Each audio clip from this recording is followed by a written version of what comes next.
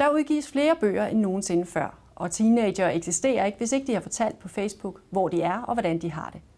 Men er et tweet det samme som at skrive en novelle? Og hvorfor er det så svært for nogle lærere at få elever til at læse en roman? Vi har inviteret Günther Kress, som er professor på University of London, som forsker i skrivningens rolle. So, welcome to the show. Thank you. We write more than ever, but yet you claim that writing has lost its dominant role in society. Why is that? Well, I would say, what do we write? What media do we use for writing? In what social domains do we write? And then it begins to be a bit easier to answer that question. It's not counting numbers of words, written or not written, but it's rather, is it the case that in certain domains like education or the law or commerce or economics or wherever, there is less written or more written? Is it the case that younger generations are writing more or writing less? And if so, what kinds of media do they use? I would say that younger generations, let's say the sort of 5 to 15-year-olds, probably are still forced to write in school, although the school itself has actually changed what it asks in terms of writing. But when they get out of school, they're on SMS and they're texting and they're on the email kind of doing stuff. So they're writing a lot, probably a lot more and a lot more willingly, I mean, of their own, out of their own interest, than they did before, because the media seem to engage them, seem to interest them. And of course, the media make it possible to be in touch with people who aren't co-present in the same place, and you do that by no longer phoning. You don't really phone, but you're right. So I would say look at what particular area of life, which generation, what sort of domains, and then I think we could begin to say more or less different. So how should school sort of cope with this? Should they encourage them to write more, or should they sort of embrace the way that they... I might give you nearly the same answer. I mean, encourage them to write more. I think the school has a responsibility for providing access to important social domains for young people. And I think in certain important domains in society, writing will remain a necessary means of communication. And in as far as that is possible, the school will have to attempt to make it intelligible for young people why they should engage in this practice, and in this practice in a particular way, namely writing long texts. A text message is 142 characters. That's different to writing a report. But the school should also attend to what young people do outside of school, because that's where their interest really lies. But also that's where the future of writing and the future of communication lies. So the school, in this abstract kind of entity which doesn't exist, should attempt to begin to understand via people like myself doing research, what actually is this other kind of communication about? How will it become socially significant? How is it socially restrained or kind of constrained, or how is it affording things which we didn't have before? And bring that into the curriculum together with, let's call them traditional forms of writing. So I think the school's task in relation to what we call writing and reading will become more difficult rather than less difficult. And above all, I think we have to take what young people do much more seriously than we do. And what is it that they do? Because to me, writing an SMS or writing in a book, isn't that sort of the same? Or is it a whole different language? Well, a lot of stuff has now been done academically researching text messaging, and one of the important things about text messaging is it's outside the control of adults. So power doesn't kind of come into it in the same way, or rather power comes in through the power of the peer group, where you both have to conform to what the peer group does in text messaging and also be innovative. So a little bit outside what the peer group does, but also conform, because there are dialects now in text messaging in England, no doubt in Denmark too.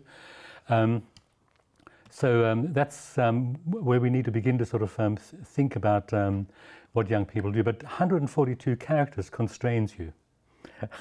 You can't write a narrative. You can't write a long narrative. You can't write a report in 142 characters. So certain kinds of things are privileged by that particular medium, and certain other things are simply ruled out.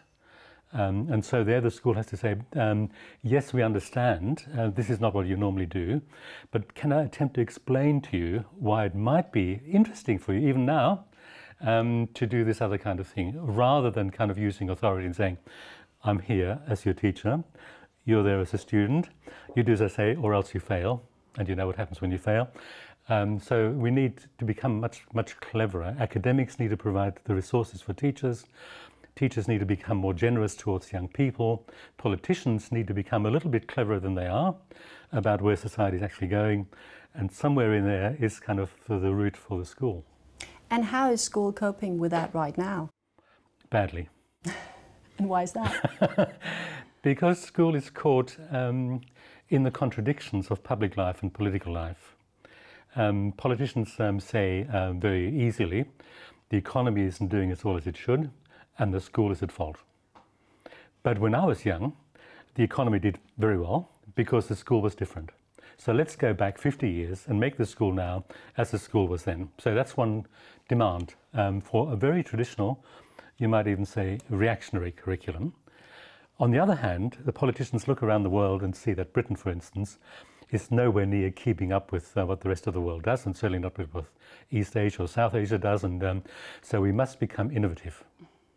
So we have a very reactionary curriculum that says do exactly as I tell you and don't deviate one little bit, and be very innovative and creative. And I think the school is caught in that contradiction, and in England the school is caught in that contradiction, in that contradiction with a penalty, because it gets paid by results in terms of the, let's call it now benignly, the traditional curriculum. It doesn't get rewarded at all for being innovative. So it's forced into the traditional curriculum. The young people reject it. The school does not so well. Children leave the school. It's outside the control of the school actually what it can do. And still you say that textbooks have changed. I know that you've looked into how textbooks have changed over time. What did you find there? Well, the world of communication is a part of the social world. And when the social world changes, the communicational world changes. And textbooks are no exception. I mean, you might think that they're more policed and more controlled because it's the education system and it has to kind of be careful about what it allows and doesn't allow. But actually, it changes along because the young people who come in will respond or not respond in certain ways to what they're being given. And in an attempt to keep young children interested, textbooks change along with what is understood broadly to be interesting for them. So for instance, in England, textbook designers get their inspiration not from curricular authorities, but from the designers of youth magazines. Yeah? So they go to somebody who designs 17, which we know is actually meant for 14-year-olds. And so 14-year-olds like looking at a magazine called 17. I don't know whether, I think there is such a magazine. So you look at 17 and you say, well, if we make the textbook look like 17, then girls particularly, but maybe boys too, will like it. So there's a kind of a continuing circle between the culture outside school, which seems attractive and seems to have cracked things, or as James G. said about games, computer games, massively attractive, huge industry. Why can't we use that for education? So bring some of that in. There's this kind of trade between the outside and the inside, but it doesn't quite work. I mean, kids are aware of the fact that they're being, as we say in English, conned. Yeah? They're being kind of lied to. So which changes did you see? How did it evolve? Well, we saw an enormous change in the use of image. So in English, which is a subject ostensibly about language, we saw an increase in images by about 2,000%, if there's such a thing as 2,000%, but in other subjects too. But what we saw more than that, or perhaps more importantly than that, was that the curricular content, say in science, moved from being written to being shown in images. So content is now communicated in textbooks via images, And writing is used as a kind of a framing for these things. And so writing is becoming marginal, not necessarily because you didn't have images before, but before the images were there as an illustration. Now the images are at the center, and writing says something like, last week we looked at such and we did such, and this week we're going to do this, and it's best if we do this to do it in this particular way. But if you want to know what this is, you look at the images on the page. And does that enhance education in your view, or?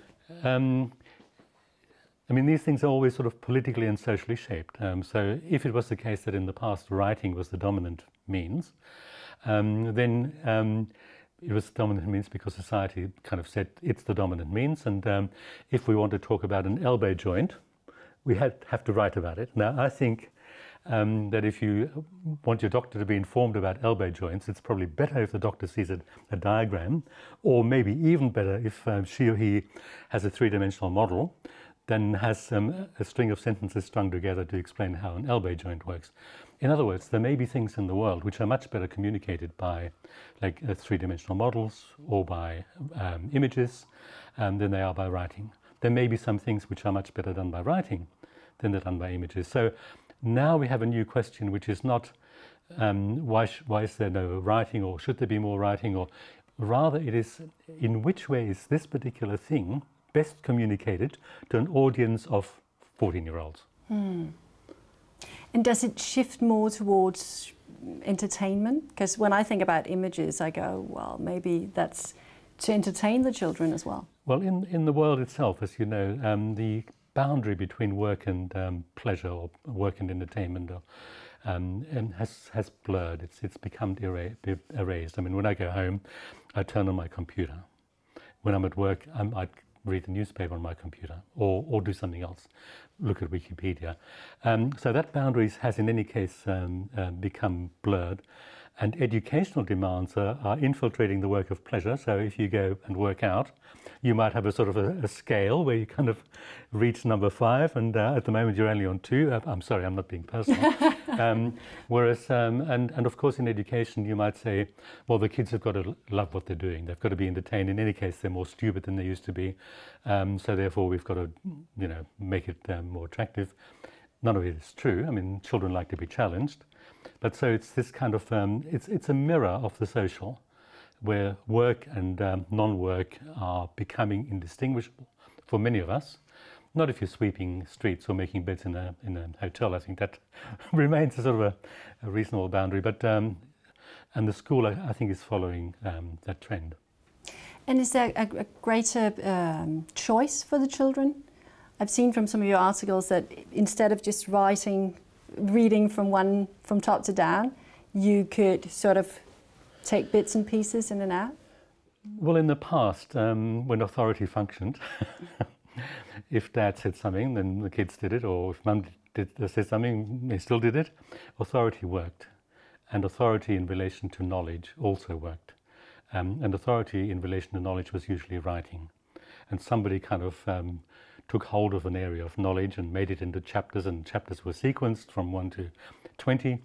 And you started at the beginning of a chapter and ended at the end of a chapter. So all of that was kind of structured and organized and seemed natural. It wasn't open for question. You didn't kind of say, but I don't want to. But then as the social world changed and the state kind of relinquished its powers because the market said, we want to do more of this and we want to do this and we want, and took over, the notion of consumption took over, and the notion of consumption implies the notion of choice. You need a pound of sugar because you want to make a cake, but actually you need now 3 kilos of sugar because you're having biscuits and you have chocolates and you have marmalade and all sorts of things. So when the market takes over and says you can choose what you want, you don't have to wear this kind of pair of shoes, the only pair of shoes in the shop. You can choose from 100 different pairs of shoes. Then the notion of choice translates into the school, where the school has said and still says, do this. There's only 1 pair of shoes in the school, but the kids are used to kind of choosing from 100 pairs. And so there's a real problem in the school. The school hasn't adapted to what young people's lives have been made to be like by the market. and still adopts notions of authority, partly because politicians say you should be teaching like you taught in the 1950s. So it's a mess. And it's a mess which isn't easily resolved until somebody, somewhere, maybe your new Prime Minister, comes along and says, I can see through this.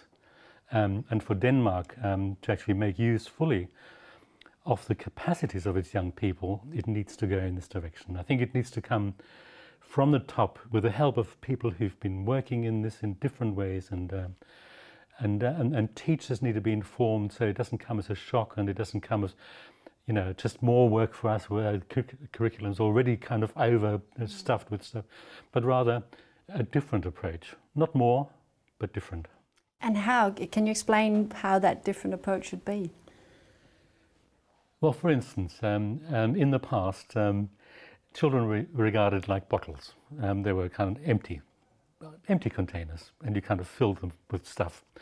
But some children had sort of small openings to the bottle, and some children had big openings to the bottle.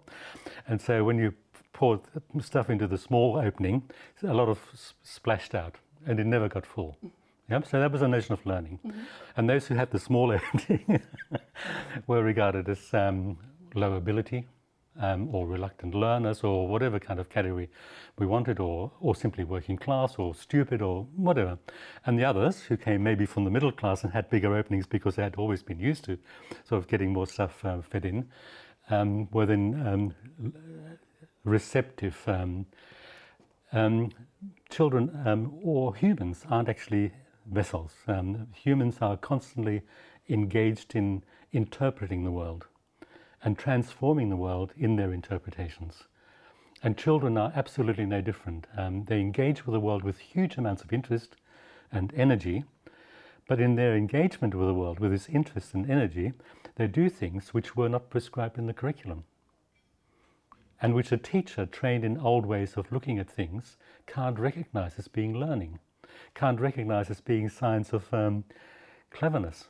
And so they get dismissed. And so some children, their work gets dismissed and they turn away from the school. So for me, the first step would be to say children are energetic and interested and hugely creative beings, engaged in interpreting their world because that's the only way they can make their way in the world. And we must recognize step number one.